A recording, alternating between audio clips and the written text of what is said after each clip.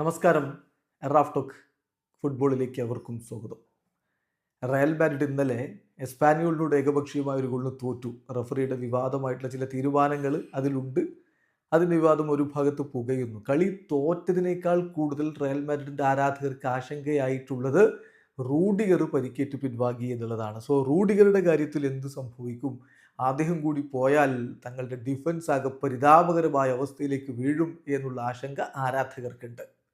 ഇന്നലത്തെ കളിക്ക് ശേഷം ആഞ്ചലോട്ടി റൂഡിഗറുടെ പരിക്കുമായി ബന്ധപ്പെട്ട് പ്രതികരിക്കേണ്ടത്. റൂഡിഗർക്ക് എന്ത് പരിക്കാണെന്ന് അദ്ദേഹം പറയുന്നത്. Rudiger has suffered a muscular injury. റൂഡിഗർക്ക് മസ്കുലർ ഇഞ്ചുറിയാണ് സംഭവിച്ചിരിക്കുന്നത്. അതിൻ്റെ വ്യാപ്തി എത്രയാണ് എന്നുള്ളത് ഇപ്പോൾ പറയാൻ പറ്റില്ല. അത് ഒരു പക്ഷേ ഞായറാഴ്ച എന്ന് പറഞ്ഞാൽ ഇന്ന് അല്ലെങ്കിൽ നാളെ ടെസ്റ്റ് നടത്തും. അതിനുശേഷം മാത്രമേ അതിൻ്റെ ഒരു വ്യക്തത വരുത്താൻ പറ്റൂ എന്ന് തന്നെ ഇപ്പോൾ കൃത്യമായിട്ട് കോച്ച് പറയുന്നുണ്ട്. അതുമായി ബന്ധപ്പെട്ടുകൊണ്ട് ഇപ്പോൾ സ്പാനിഷ് മാധ്യമ പ്രവർത്തകരൊക്കെ അത് തന്നെയാണ് പറയുന്നത്.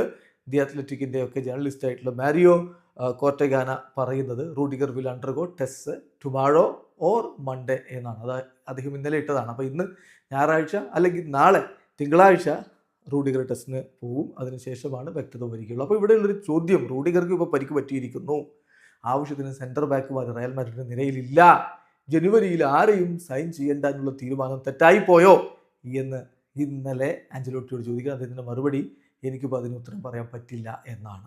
ഏതായാലും റയലിൻ്റെ ഡിഫൻസിൻ്റെ കാര്യത്തിൽ ആരാധകർക്ക് ആശങ്കയുണ്ട്. പ്രത്യേകിച്ച് യുവേഫ ചാമ്പ്യൻസ് ലീഗിൻ്റെ പ്ലേ ഓഫിൽ അടുത്തത് സിറ്റിയെയാണ് നേരിടാനുള്ളത്. വീഡിയോ അവസാനിക്കുന്നു. ഫുട്ബോൾ ലോകത്തെ കൂടുതൽ വിശേഷങ്ങളുമായി റാഫ് ടോക്സ് എത്താം.